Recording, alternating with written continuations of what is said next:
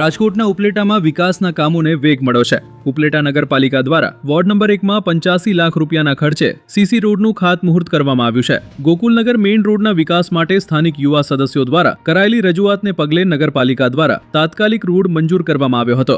ઉપલેટા નગરપાલિકા દ્વારા ward number 1 માં ₹85 લાખ રૂપિયાના ખર્ચે સીસી રોડના કામનું ખાતમુહૂર્ત કરવામાં આવ્યું। ગોકુલનગર મેઇન રોડના નિર્માણ માટે નગરપાલિકાના જાગૃત યુવા સદસ્યો અજયભાઈ જાગાણી, અશ્વિનભાઈ લાડાણી, જગદીશભાઈ વિરમગામા અને વિજયભાઈ સોલંકી દ્વારા નગરપાલિકાના પ્રમુખ વર્ષાબેન ગજેરાને રજૂઆત કરવામાં આવી હતી। સ્થાનિકોની રજૂઆતને ધ્યાને લઈ નગરપાલિકા દ્વારા તાત્કાલિક 85 લાખ રૂપિયાના ખર્ચે સીસી રોડને મંજૂરી આપવામાં આવી હતી। આજે શ્રીફળ વધારી અને મોં મીઠું કરાવી રોડના કામનું ખાતમુહૂર્ત કરવામાં આવ્યું હતું। આ પ્રસંગે ધારાસભ્ય પાડલિયા, શહેર ભાજપ પ્રમુખ દીપકભાઈ સુવા, નગરપાલિકા પ્રમુખ વર્ષાબેન ગજેરા, મનોજભાઈ નંદાણીયા, નિમિત પાનસરા, સુહાગ દવે સહિત મોટી સંખ્યામાં ભાઈ બહેનો અને યુવાનો ઉપસ્થિત રહ્યા હતા। વોર્ડ નંબર 1 ના ગોકુલનગર વિસ્તારમાં લાંબા સમયથી રોડની જરૂરિયાત હતી, ત્યારે સ્થાનિકોની રજૂઆત બાદ નગરપાલિકા દ્વારા 85 લાખ રૂપિયાના ખર્ચે સીસી રોડનું કામ મંજૂર કરવામાં આવ્યું છે।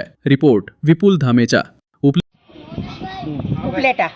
હું નગરપાલિકા પ્રમુખ વર્ષાબેન ગજેરા। આજે વોર્ડ નંબર 1 માં ગોકુલ નગરમાં મેઇન રોડ જે છે એનું ખાતમુહૂર્ત કરવામાં આવ્યું। અંદાજે 80 થી 85 લાખનો ખર્ચ થશે અને આ ખાતમુહૂર્તમાં આપણા લોકલાડીલા ધારાસભ્ય શ્રી મહેન્દ્રભાઈ પાડલિયા સાહેબ, આ વોર્ડના સભ્યશ્રી 108 જે કહેવાય છે અજયભાઈ જાગાણી, અશ્વિનભાઈ અને જગદીશભાઈ અને વિજયભાઈ જે આ હાજર રહ્યા અને તમામ આગેવાનો, બાંધકામ સમિતિના ચેરમેન મનોજભાઈ, નૈમિતભાઈ પાનસેરા, જે દીપકભાઈ શહેર પ્રમુખ છે આપણા, એ દીપકભાઈ પણ હાજર રહ્યા અને આ વોર્ડના તમામ આગેવાનો હાજર રહી અને ખાતમુહૂર્ત કરી અને ખૂબ જ આનંદની લેરી આજે વરસાણી છે।